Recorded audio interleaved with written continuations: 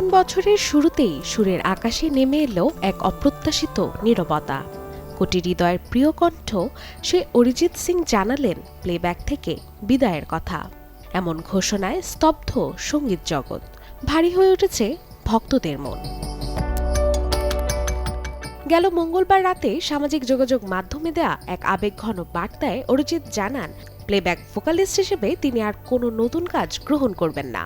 নিজের কথায়, এটা ছিল এক অসাধারণ যাত্রা, যার জন্য শ্রোতাদের প্রতি ভালোবাসা ও সমর্থকদের কাছে তিনি চিরকৃতজ্ঞ। সঠিক মাত্রার কার্বন কম্বিনেশন বৃদ্ধি করে পাইপের ডাক্টিলিটি ও হেভি লোড নেয়ার ক্ষমতা। Falcon MS pipe.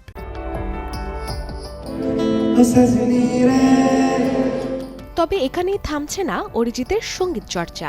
বাণিজ্যিক সিনেমার প্লেব্যাক থেকে সরে এলেও গান, সুর আর সৃষ্টির পথ থেকে বিদায় নিচ্ছেন না তিনি, বরং নিজের মিউজিক লেবেল ওরিয়ন মিউজিকে মনোযোগ দিয়ে নিজের মতো করে শেখা ও সৃষ্টি করার ইচ্ছার কথাই জানালেন এই শিল্পী। ঘোষণার পরপরই সামাজিক মাধ্যমে নেমে আসে শোকের ছায়া। কেউ লিখেছেন আমাদের সিনেমা আর আগের মতো থাকবে না, কেউ আবার কৃতজ্ঞতায় ভরিয়ে দিচ্ছেন টাইমলাইন অরিজিতের কণ্ঠে পাওয়া অগণিত স্মৃতির জন্য।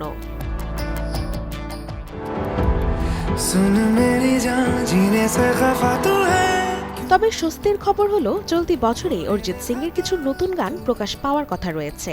তাই প্লেব্যাক থেকে বিদায় হলেও সুরের ভবনে অরিজিতের উপস্থিতি একেবারে মুছে যাচ্ছে না, শুধু বদলাচ্ছে পথ, বদলাচ্ছে অভিমুখ। Desk report, channel 24।